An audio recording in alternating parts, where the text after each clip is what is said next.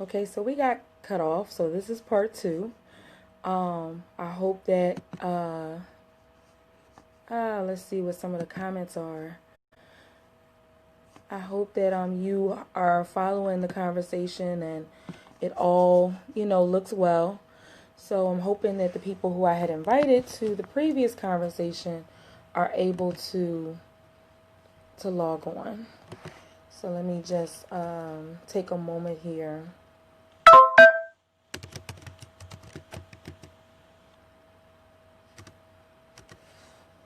Um, so yes, I was saying in regards to people feeling that we have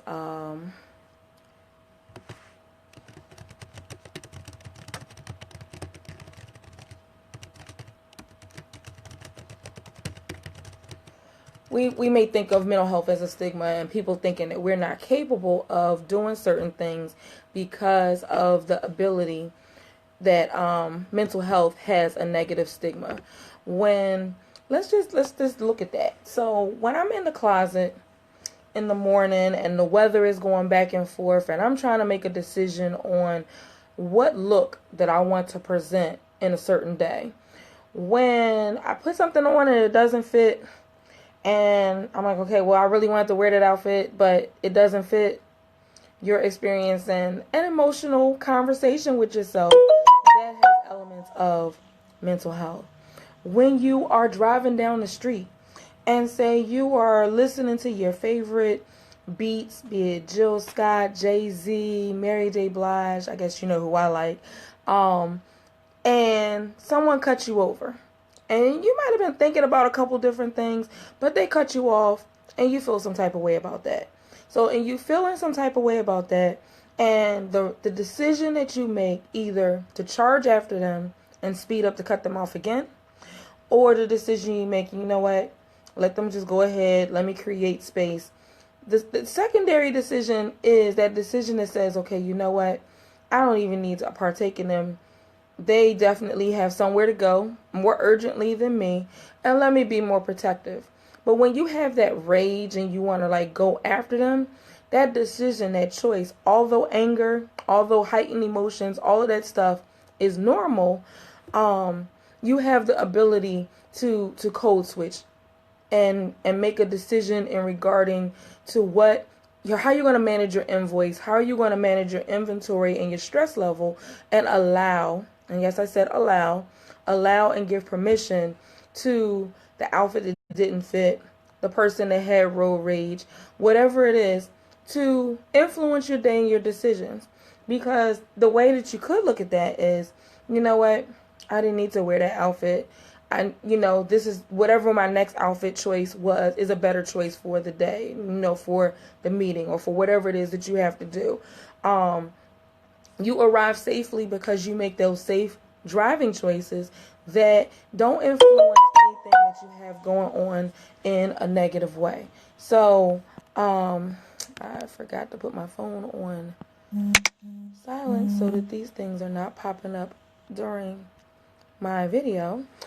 Because I haven't been on live in a while. But these are things that are just general, casual mental health decisions and conversations that we have with ourselves on a day-to-day basis. So to say that mental health is the worst thing and you're unable to do, something that you are interested in doing does not mean that at all. It means that you're human. It means that you're real. It means that you may have had some experiences in life that cause you to kind of alter how you interact and kind of alter how it is that you will move forward in a certain space. The challenge is that I really wanted to get to is when we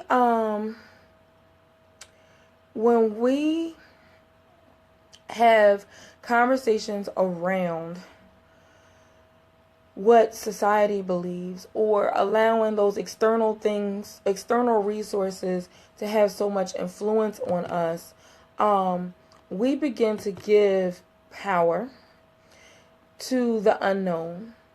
And because identifying mental health or identifying the areas that cause you stress and how it causes you stress may impact your finances.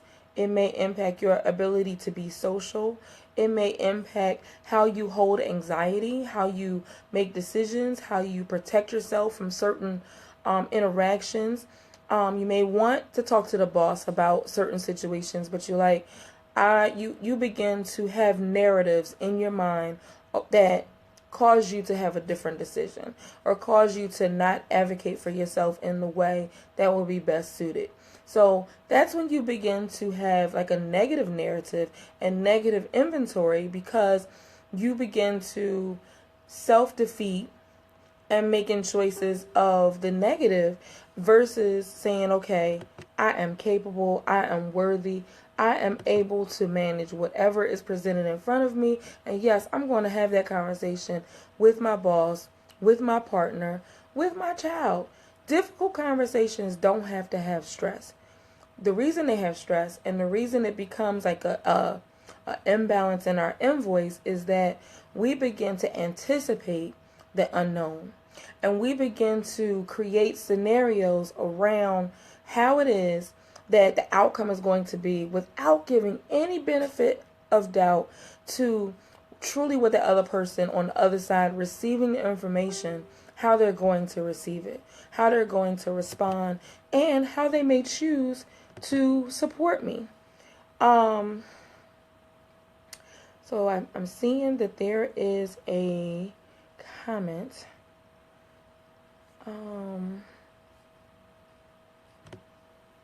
This is really, really weird. So I'm sorry. It's like I'm trying to figure out how to get this thing going because it looks crazy. So how to really, really, pay attention to your inventory and your invoice. And when it comes to medical concerns is where we usually don't do our inventory the best. And so in doing our inventory the way that we may feel is most beneficial, we oftentimes give ourselves the short end of the stick. So one of the things, and I had some notes here that I just want to pull up real quick, that we have health issues on a day-to-day basis. We may have traumatic events, traumatic transitions, like I mentioned with traffic and so forth like that. But we may also intake so much stuff with social media and the news and things that workplace may have shootings, schools may have shootings, there may have been some kind of sexual trauma, there may have been gun violence, someone may have lost their job, having some kind of financial hardship, or learning of a health issue usually alters your ability to stay focused on what is your mental capacity, what is your invoice, what is your inventory on how you allow this energy. We don't pay attention to the energy that can be traumatic to our everyday situation, because those events and how we focus on them and we dwell, and we don't often invite the people who care about us the most to engage in the conversation, we end up having heart disease, diabetes, eating disorders, asthma, and other things that usually camouflage anxiety and depression. And oftentimes anger is one of those things that come out the most. All of these things, be it that they're natural, are decisions that we can make that could cause for a different perspective.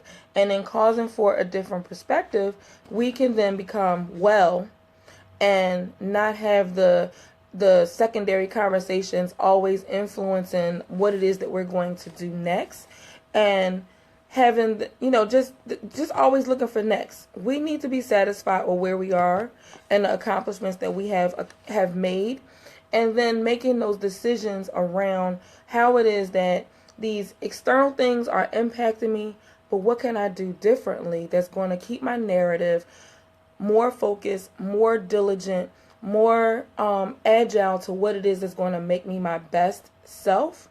And doing that keeps you well. Doing that keeps you making the best decisions towards being a great parent, being a best individual, being the best professional, being the best student. Whatever your position is in life, it helps you stay regulated into what is normal. When you allow outside influences to tell you that your decisions or things that you are doing is not the right thing, you may need some of their feedback, but you have to put it in perspective, because everybody's journey is not your journey.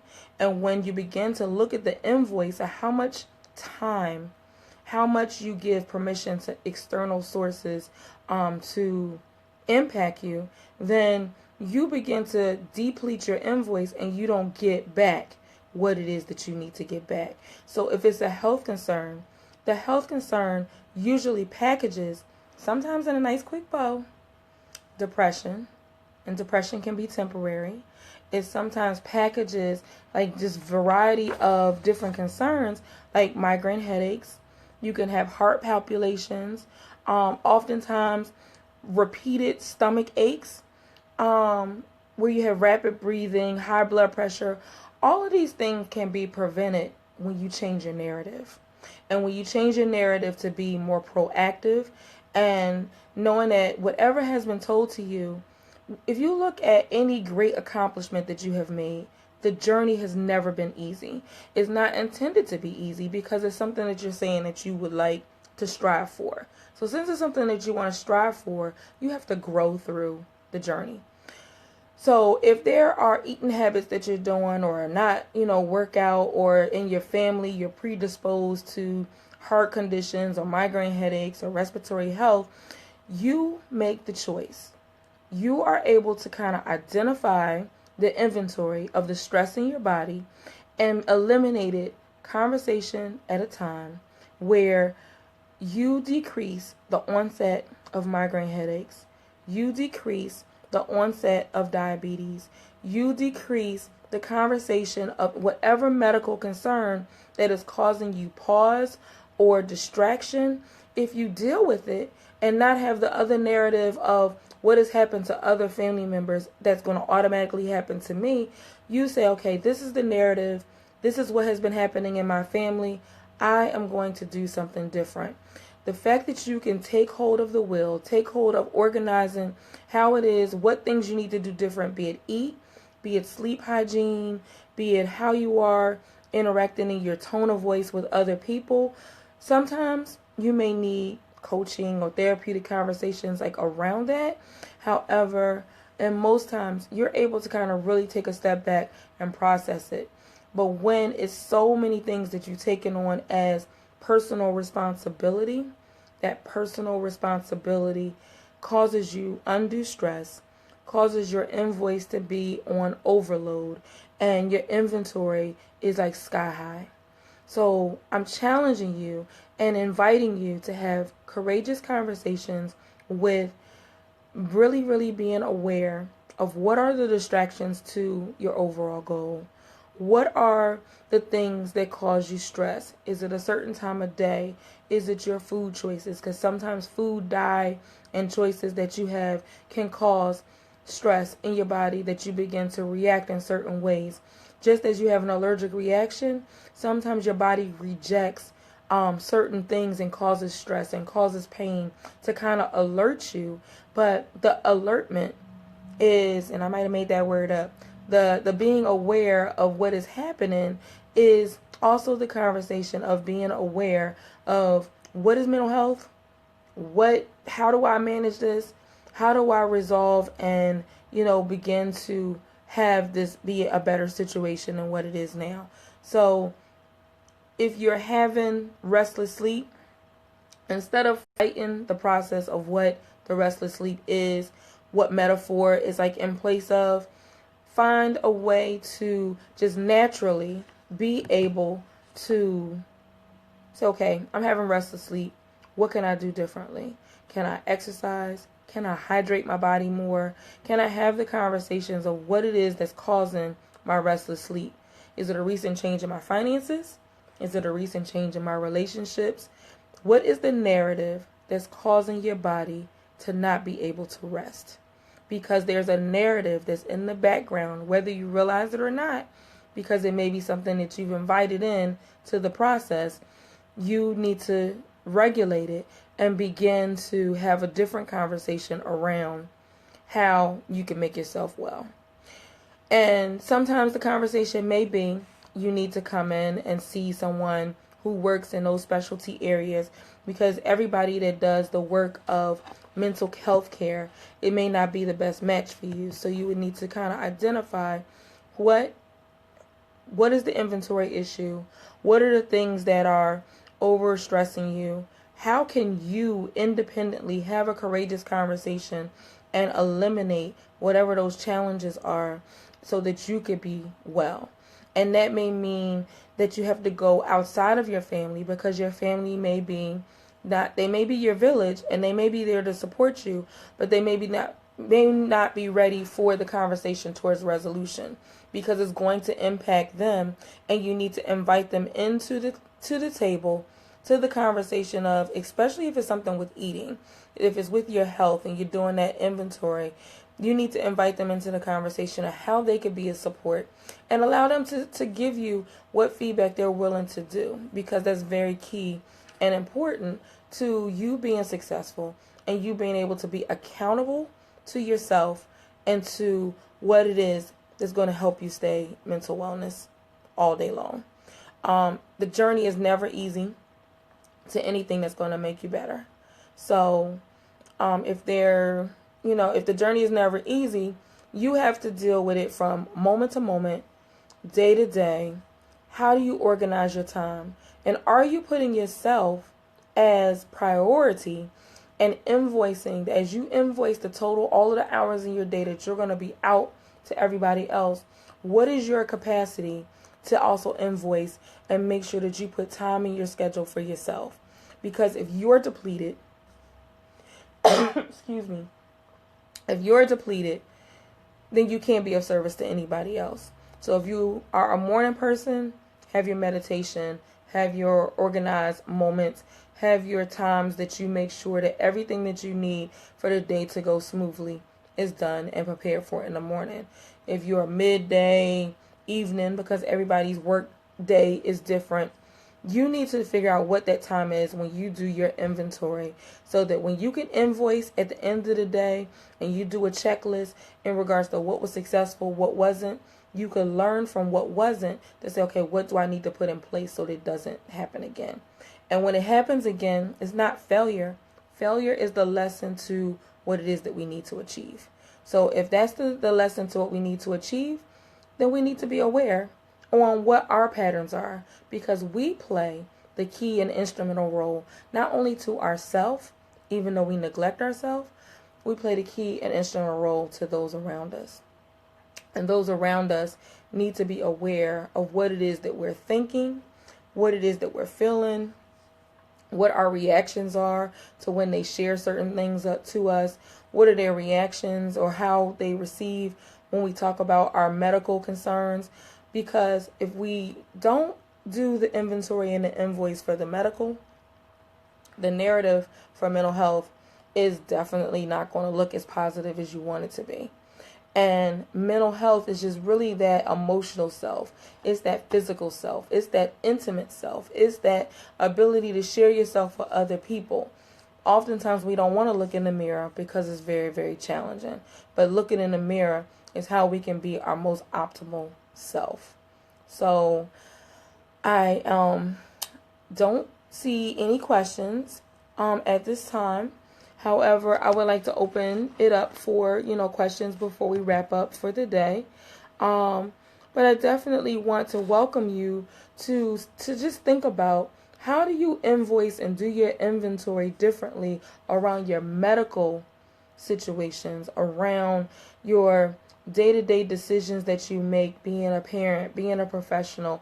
Are you really invoicing enough time throughout your day that you are mentally well and that you are the best representative of who it is that you want to be, and that when the narratives come up that are very, very critical about a decision that you're making, or about a move that you have chosen to be the most effective move, or when you learn of something that kind of alters your plan, like a health issue can kind of alter your plan, because now you need to accommodate to eliminate.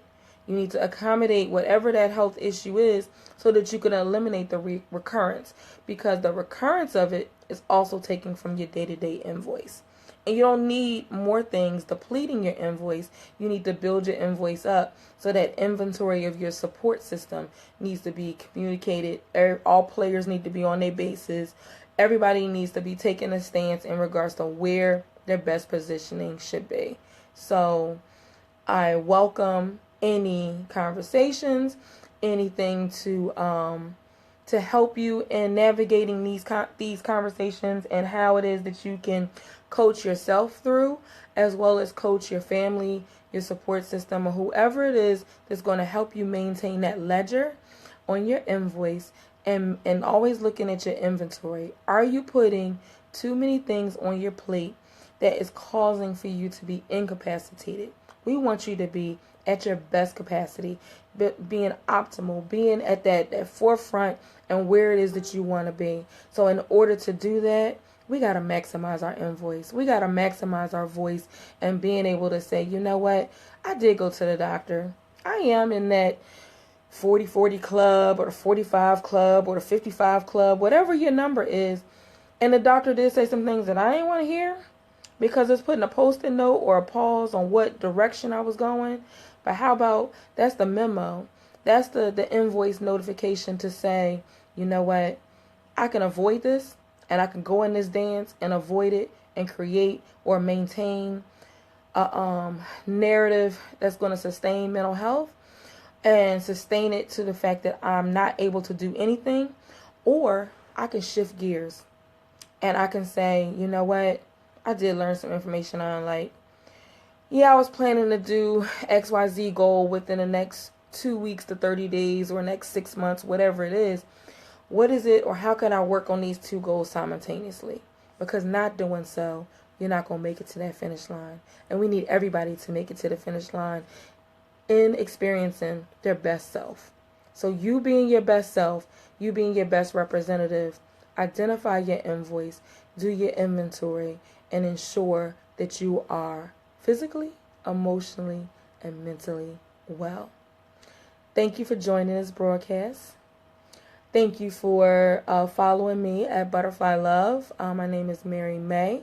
My website is butterflylovellc.com. I am centrally located in City Line Avenue in Bala Cynwyd. However, I will travel, as evidenced through any of the work that you follow that I do. So I welcome the conversation in supporting you on your journey, but I also welcome you to join back on Monday or Thursday throughout the month of May, as we have a variety of conversations around mental wellness, mental health wellness. Resolution, not talk. We got to make it happen. We got to have authentic care for ourselves and ensure that our invoice, our self-care, our narratives that we allow to drive decisions and every interaction that we have, one conversation at a time, is at our optimal self. So thank you for joining us today. And it's 2 videos, so it's 2 parts to it due to connectivity or whatever.